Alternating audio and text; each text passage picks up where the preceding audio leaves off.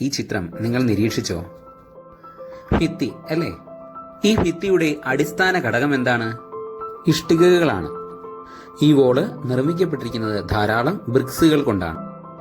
അങ്ങനെയെങ്കിൽ മനുഷ്യ ശരീരം നിർമ്മിക്കപ്പെട്ടിരിക്കുന്നത് എന്തുകൊണ്ടായിരിക്കാം? മനുഷ്യന്റേതെന്നല്ല, എല്ലാ ജീവജാലങ്ങളുടെയും അടിസ്ഥാന നിർമ്മാണ ബ്ലോക്കുകളാണ് കോശങ്ങൾ അഥവാ സെല്ലുകൾ. All living bodies are made up of cells. കോശങ്ങളെക്കുറിച്ചുള്ള പഠനമാണ് സൈറ്റോളജി. കോശത്തിന്റെ പ്രധാന ധർമ്മങ്ങളാണ് പോഷകങ്ങളിൽ നിന്ന് ഊർജം സ്വതന്ത്രമാക്കുക, റിലീസ് എനർജി ഫ്രം ന്യൂട്രിയൻസ്, ജൈവ തന്മാത്രകൾ നിർമ്മിക്കുക, സിന്തസിസ് ഓഫ് ബയോ മോളിക്യൂൾസ്, അന്യവസ്തുക്കളെ പ്രതിരോധിക്കുക, റെസിസ്റ്റ് ഫോറിൻ പാർട്ടിക്കിൾസ്. സൂക്ഷ്മ വസ്തുക്കളെ ദർശിക്കുവാൻ ഉപയോഗിക്കുന്ന ഉപകരണമാണല്ലോ മൈക്രോസ്കോപ്പ്. ആദ്യകാല മൈക്രോസ്കോപ്പുകൾക്ക് ഇന്നത്തെ അത്രയും വ്യക്തതയോടെ ദൃശ്യങ്ങൾ പ്രദാനം ചെയ്യുവാൻ കഴിഞ്ഞിരുന്നില്ല. സ്വന്തമായി നിർമ്മിച്ചെടുത്ത പ്രാകൃതമായ സൂക്ഷ്മദർശിനിയുടെ സഹായത്താൽ ഒരു കോർക്കിന്റെ ചീന്ത് നിരീക്ഷിച്ച റോബർട്ട് ഹുക്ക് എന്ന ശാസ്ത്രജ്ഞൻ അത്ഭുതപ്പെട്ടു. തേനീച്ച അറകൾക്ക് സമാനമായ ഈ ഭാഗങ്ങളെ അദ്ദേഹം സെൽ അഥവാ കോശം എന്ന് വിളിച്ചു. It was Robert Hooke who observed the cell for the first time in 1665. He named it cell, which means chamber. ജീവനുള്ള സെല്ലുകൾ ആദ്യമായി നിരീക്ഷിച്ച ആളാണ് ആന്റൺ വാൻ ലിവൻഹോക്ക്. മെച്ചപ്പെട്ട മൈക്രോസ്കോപ്പ് ഉപയോഗിച്ച് 1674 തന്റെ കുളത്തിലെ ജലം പരിശോധിക്കുന്നതിനിടയിൽ ആൽഗകളായ സ്പൈറോഗെയ്റയുടെ സ്വതന്ത്ര ജീവകോശങ്ങൾ കണ്ടെത്തുകയുണ്ടായി. റോബർട്ട് ബ്രൗൺ എന്ന ശാസ്ത്രജ്ഞൻ കോശകേന്ദ്രം കണ്ടെത്തി അതിനെ ന്യൂക്ലിയസ് എന്ന് വിളിച്ചു. സസ്യശരീരം കോശങ്ങളാൽ നിർമ്മിതമാണ് എന്ന് കണ്ടെത്തിയത് MJ ഷ്ലീഡനാണ്. തുടർന്ന് ജന്തു ശരീരവും കോശങ്ങളാൽ തന്നെ നിർമ്മിതമാണ് എന്ന് തിയോഡർ ഷ്വാൻ കണ്ടെത്തി. MJ ഷ്ലീഡനും തിയോഡർ ഷ്വാനും ചേർന്ന് വികസിപ്പിച്ചെടുത്ത സിദ്ധാന്തമാണ് കോശ സിദ്ധാന്തം. എല്ലാ ജീവശരീരങ്ങളും കോശങ്ങളാൽ നിർമ്മിതമാണ്. ജീവികളുടെ ഘടനാപരവും ജീവധർമ്മപരവുമായ അടിസ്ഥാന ഘടകങ്ങളാണ് കോശങ്ങൾ. റുഡോൾഫ് റുഷോ എന്ന ശാസ്ത്രജ്ഞൻ കോശ വിഭജനം നിരീക്ഷിക്കുകയും നിലവിലുള്ള കോശങ്ങളിൽ നിന്ന് മാത്രമേ പുതിയ കോശങ്ങൾ ഉണ്ടാകുകയുള്ളൂ എന്നൊരു നിഗമനത്തിൽ എത്തിച്ചേരുകയും ചെയ്തു. സൂക്ഷ്മജീവികളായ രോഗാണുക്കളെ നിരീക്ഷിക്കുവാനും പഠിക്കുവാനും നമ്മെ സജ്ജമാക്കിയത് മൈക്രോസ്കോപ്പുകളുടെ കണ്ടുപിടുത്തത്തിലൂടെയാണ്. മൈക്രോസ്കോപ്പ് കണ്ടുപിടിച്ചത് സക്രിയാസ് ജാൻസൺ ആണ്. കോമ്പൗണ്ട് മൈക്രോസ്കോപ്പിലൂടെ ദർശിക്കുമ്പോൾ വസ്തുക്കളെ പരമാവധി 2000 മടങ്ങ് വലുപ്പത്തിൽ മാത്രമേ കാണാൻ സാധിക്കുകയുള്ളൂ. എന്നാൽ ഇലക്ട്രോൺ മൈക്രോസ്കോപ്പിൽ പ്രകാശ സ്രോതസ്സിന് പകരമായി ഇലക്ട്രോണുകളെ ഉപയോഗപ്പെടുത്തുന്നു. തൽഫലമായി വസ്തുക്കളെ വ്യക്തതയോടെ അനേക ലക്ഷം മടങ്ങ് വലുപ്പത്തിൽ കാണുവാൻ സാധിക്കും. മൈക്രോസ്കോപ്പിന്റെ വിവിധ ഭാഗങ്ങൾ നമുക്ക് പരിശോധിക്കാം. ഐപീസ്, ഒബ്ജക്റ്റീവ് ലെൻസിലൂടെ മാഗ്നിഫൈ ചെയ്തു വരുന്ന കാര്യങ്ങൾ ഐപീസിലൂടെയാണ് നാം കാണുന്നത്. ഫോക്കസുകൾ അഡ്ജസ്റ്റ് ചെയ്യാൻ സഹായിക്കുന്ന മൈക്രോസ്കോപ്പിന്റെ ഭാഗമാണ് നോബുകൾ. ഒബ്ജക്റ്റീവ് ലെൻസിന്റെ സഹായത്താലാണ് വസ്തുക്കളെ മാഗ്നിഫൈ ചെയ്ത് നമുക്ക് കാണുവാൻ സാധിക്കുന്നത്.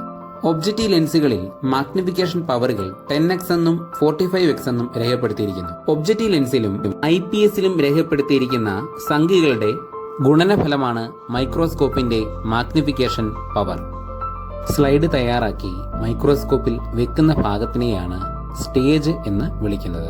സ്റ്റേജിൽ വെക്കുന്ന സ്ലൈഡിന് അനക്കമുണ്ടാകാതിരിക്കുവാൻ വേണ്ടി അതിനു മുകളിൽ ക്ലിപ്പ് നമ്മൾ ഇടുന്നു. മിററിൽ തട്ടി എത്തുന്ന പ്രകാശത്തിനെ കണ്ടൻസറാണ് സ്റ്റേജിലേക്ക് എത്തിക്കുന്നത്. പ്രകാശത്തിനെ മിററാണ് ഒബ്ജക്റ്റിലേക്ക് പ്രതിഫലിപ്പിക്കുന്നത്. ഇനി നമുക്ക് കോശത്തിനെ മൈക്രോസ്കോപ്പിന്റെ സഹായത്താൽ നിരീക്ഷിക്കാം. Put the material to be observed in the petri dish containing water to prevent dehydration. നിരീക്ഷിക്കുവാനുള്ള വസ്തുവിലെ ജലാംശം നഷ്ടപ്പെടാതിരിക്കുവാൻ വേണ്ടി പെട്രി ഡിഷിലെ ജലത്തിലിട്ട് വെക്കുക. Take thin cross section of the material to be observe. നിരീക്ഷിക്കുവാനുള്ള വസ്തുവിന്റെ കുറുകെയുള്ള നേർത്ത ഛേദങ്ങൾ എടുക്കുക. With a brush shift the section to a watch glass containing water. ഛേദങ്ങൾ ബ്രഷ് ഉപയോഗിച്ച് വാച്ച് ഗ്ലാസിലെ ജലത്തിലേക്ക് മാറ്റുക. Put the thinnest and complete section to a watch glass containing stain. കട്ടി കുറഞ്ഞതും പൂർണ്ണതയുള്ളതുമായ ഛേദങ്ങളെ മറ്റൊരു വാച്ച് ഗ്ലാസ്സിലെടുത്ത സ്റ്റെയിനിൽ നിക്ഷേപിക്കുക. Wash the stained section in a clean water and placed it in the slide. നിറം പിടിച്ച ഛേദത്തെ ശുദ്ധജലത്തിൽ കഴുകിയ ശേഷം സ്ലൈഡിൽ നിക്ഷേപിക്കുക. Add 1 or 2 drops of glycerin to the side to prevent drying up of the material. നിരീക്ഷണ വസ്തു ഉണങ്ങിപ്പോകാതിരിക്കുവാനായി 1-2 തുള്ളി glycerin ഇറ്റിക്കുക. Place a cover glass over the material using a needle in a such a way that air bubbles do not pass. വായു കുമിളകൾ കടക്കാത്ത വിധം നീഡിലിന്റെ സഹായത്താൽ cover glass കൊണ്ട് ഛേദത്തെ മൂടുക. Wipe out the excess glycerin using the tissue paper. അധികമുള്ള glycerin tissue paper കൊണ്ട് തുടച്ചു മാറ്റുക. മൈക്രോസ്കോപ്പിലെ 10x ലെൻസിലൂടെ നോക്കുമ്പോൾ നാം കാണുന്ന ഛേദം 45x നാം കാണുന്ന ഛേദം. ഇതുവരെ നാം കോശ ചരിത്രത്തിലെ നാഴികക്കല്ലിനെ കുറിച്ചും മൈക്രോസ്കോപ്പിലൂടെ എങ്ങനെയാണ് കോശത്തെ ദർശിക്കാൻ സാധിക്കുന്നത് എന്നുമാണ് പഠിച്ചത്. ജൈവമണ്ഡലത്തിലെ ജീവജാലങ്ങളെ പ്രോക്യാരിയോട്ട് എന്നും യൂക്യാരിയോട്ട് എന്നും തരംതിരിക്കാം. ആദ്യം നമുക്ക് പ്രോക്യാരിയോട്ടിനെ കുറിച്ച് പഠിക്കാം. സയനോബാക്ടീരിയകൾ, മൈക്കോപ്ലാസ്മ, ബാക്ടീരിയകൾ തുടങ്ങിയവയുടെ കോശത്തിൽ മർമ്മം കാണപ്പെടുന്നില്ല. ഇത്തരം ജീവികളെ പ്രോക്യാരിയോട്ടുകൾ എന്ന് വിളിക്കാം. പ്രോക്യാരിയോട്ടിക് ജീവസമൂഹങ്ങളും യൂക്യാരിയോട്ടിക് ജീവസമൂഹങ്ങളും തമ്മിലുള്ള പ്രധാനമായ വ്യത്യാസം എന്തെന്നാൽ യൂക്യാരിയോട്ടിക് കോശങ്ങൾക്ക് സ്ഥലത്താൽ ആവരണം ചെയ്യപ്പെട്ട വ്യക്തമായ ഒരു മർമ്മം കാണപ്പെടുന്നു.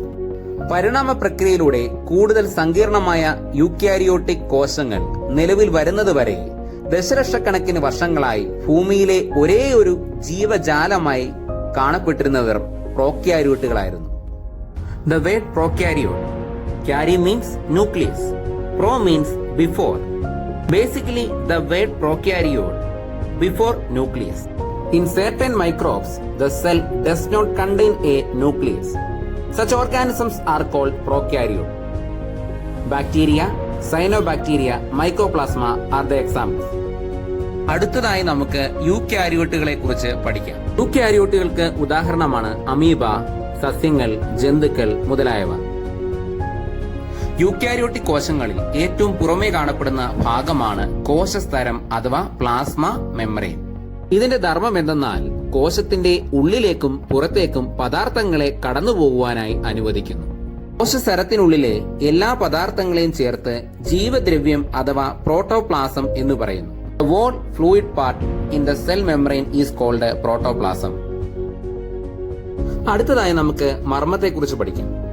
മർമ്മം അഥവാ ന്യൂക്ലിയസ് സെല്ലിന്റെ കമാൻഡിംഗ് സെന്ററായി പ്രവർത്തിക്കുന്ന ഭാഗമാണ് ഇത്. ഒരു വസ്തുവിന്റെ കേന്ദ്രം ആ വസ്തുവിൽ നിലകൊള്ളുന്ന വീടാണ്. അതുപോലെ തന്നെയാണ് മർമ്മവും. സെല്ലിന്റെ വിഭജനം, പക്വത പ്രാപിക്കൽ, നാശം മുതലായവയെ നിയന്ത്രിക്കുക, ഏകോപിപ്പിക്കുക എന്നുള്ളവയാണ് മർമ്മത്തിന്റെ ധർമ്മം. ജനിതക നിർദ്ദേശങ്ങൾക്കനുസൃതമായി മാംസ്യം നിർമ്മിക്കുന്ന കോശത്തിന്റെ ഭാഗമാണ് റൈബോസോം. എൻഡോപ്ലാസ്മിക് റെറ്റിക്കുലത്തിനോട് ചേർന്നോ കോശദ്രവ്യത്തിൽ സ്വതന്ത്രമായോ ഇത് കാണപ്പെടുന്നു. Seen either attached to the endoplasmic reticulum or free in the cytoplasm. Its function is synthesis of protein. അടുത്ത പ്രധാനപ്പെട്ട ഭാഗമാണ് ഗോൾജി കോംപ്ലക്സ്.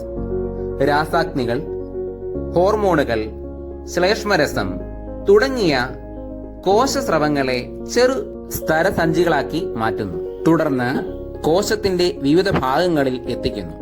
ആയതിനാൽ തന്നെ ഇവയെ കോശത്തിന്റെ പോസ്റ്റ്മാൻ എന്ന് വിളിക്കാം. Packages molecules processed by the endoplasmic reticulum to be transported out of the cell, found mostly in the glandular cells. കോശത്തിനുള്ളിലെ സഞ്ചാരപാത എന്നറിയപ്പെടുന്ന ഭാഗമാണ് ഇത്. കോശത്തിനുള്ളിൽ പദാർത്ഥ സംവഹനം നടക്കുന്നത് ഇതിലൂടെയാണ്. തുടർന്ന് ലക്ഷ്യസ്ഥാനങ്ങളിൽ ഇവ പദാർത്ഥങ്ങളെ എത്തിക്കുന്നു. കോശത്തിന് ദൃഢതയും ആകൃതിയും നൽകുന്നു. Endoplasmic reticulum is the passage in the cell. Give firmness and a shape to the cell. Its function is conduction of materials. മറ്റൊരു പ്രധാനപ്പെട്ട ഭാഗമാണ് ലൈസോസോമുകൾ. സെല്ലിനുള്ളിലെയോ പുറത്തുനിന്നോ അതോ സൈറ്റോപ്ലാസത്തിലെയോ കാലഹരണപ്പെട്ടതായ വസ്തുക്കളെ ആഗിരണം ചെയ്യുക എന്നുള്ളതാണ് ഇവയുടെ ധർമ്മം. അങ്ങനെ മാലിന്യ നിർമ്മാർജ്ജന സംവിധാനമായി ഇവർ പ്രവർത്തിക്കുന്നു. സെല്ലിന്റെ പുനരുപയോഗ കേന്ദ്രം കൂടിയാണ് lysosomes. Lysosomes act as the waste deposital system, just like a recycle bin. ഒരു കോശത്തെ സംബന്ധിച്ച് ഏറ്റവും സുപ്രധാനമായ ഭാഗമാണ് മൈറ്റോകോൺഡ്രിയം. ഭക്ഷണത്തിൽ നിന്നുമുള്ള ഊർജത്തിനെ കോശത്തിന് ഉപയോഗിക്കാൻ കഴിയുന്ന രൂപത്തിലാക്കി മാറ്റുന്നു. കോശത്തിന്റെ ഊർജ നിലയമായി പ്രവർത്തിക്കുന്നു. ഊർജ നിർമ്മാണത്തിനും സംഭരണത്തിനും സഹായിക്കുന്നു. ഇത് കൂടുതലായും കാണപ്പെടുന്നത് കരൾ, തലച്ചോറ്, പേശികൾ എന്നിവയിലാണ്. മൈറ്റോകോൺഡ്രിയം is the powerhouse of the cell. Its major function is production and storage of energy. More numbers are found in cells of liver, brain and muscles.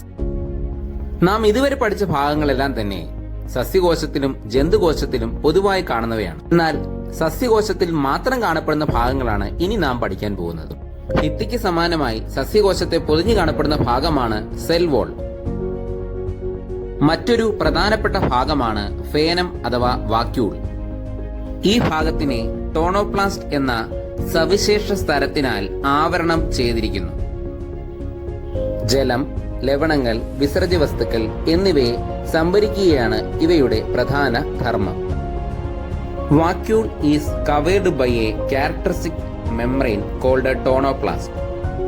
It store water, salt and excretory materials. ഹരിത സസ്യങ്ങളിൽ കാണുന്ന ഏറ്റവും സവിശേഷമായ ഭാഗമാണ് ഹരിതകണം അഥവാ chloroplast. ഈ ക്ലോറോപ്ലാസ്റ്റിന്റെ സഹായത്താലാണ് photosynthesis എന്ന പ്രക്രിയ നടക്കുന്നത്. ഇനി നമുക്ക് സെല്ലിന്റെ കമാൻഡിംഗ് ഓഫീസറായ മർമ്മം അഥവാ ന്യൂക്ലിയസിലേക്ക് ഒന്ന് കടന്നു ചെന്നാലോ. ന്യൂക്ലിയസിലെ ആദ്യത്തെ ഭാഗമാണ് മർമ്മസ്തരം അഥവാ ന്യൂക്ലിയർ മെംബ്രെയിൻ. ഇരുപാളികൾ കൊണ്ട് മർമ്മത്തെ പൊതിഞ്ഞു കാണപ്പെടുന്ന ഭാഗമാണ് ഇത്. Double layered membrane that covers the nucleus. മർമ്മസ്തരത്തിൽ കാണപ്പെടുന്ന സുഷിരങ്ങളാണ് മർമ്മരന്ധ്രം അഥവാ ന്യൂക്ലിയർ പോറുകൾ. മർമ്മത്തിനകത്തേക്കും പുറത്തേക്കുമുള്ള സംവഹന പ്രക്രിയയ്ക്ക് ഇവ സഹായിക്കുന്നു. The tiny pores present in the nuclear membrane. Its function is conduction of materials. ന്യൂക്ലിയസിനുള്ളിൽ കാണപ്പെടുന്ന അടുത്ത പ്രധാനപ്പെട്ട ഭാഗമാണ് മർമ്മ ദ്രവ്യം അഥവാ ന്യൂക്ലിയോപ്ലാസം. മർമ്മത്തിനുള്ളിൽ കാണപ്പെടുന്ന ദ്രാവക ഭാഗമാണ് ഇത്. മർമ്മകവും ക്രൊമാറ്റിൻ ജാലികയും ഇവിടെ കാണപ്പെടുന്നു. The fluid part of the nucleus, nucleolus and chromatin reticulum are found here. അടുത്ത ഭാഗം ക്രൊമാറ്റിൻ ജാലിക അഥവാ ക്രൊമാറ്റിൻ റെറ്റിക്കുലം. മർമ്മദ്രവ്യത്തിൽ വലക്കണ്ണികൾ പോലെ കെട്ടുപിണഞ്ഞു കിടക്കുന്ന ഭാഗമാണ് ഇവ. ഇവയിൽ ജനിതക രഹസ്യം ഉൾക്കൊള്ളുന്ന ജീനുകൾ കാണപ്പെടുന്നു. The entangled network in the nucleoplasm, it carries genes.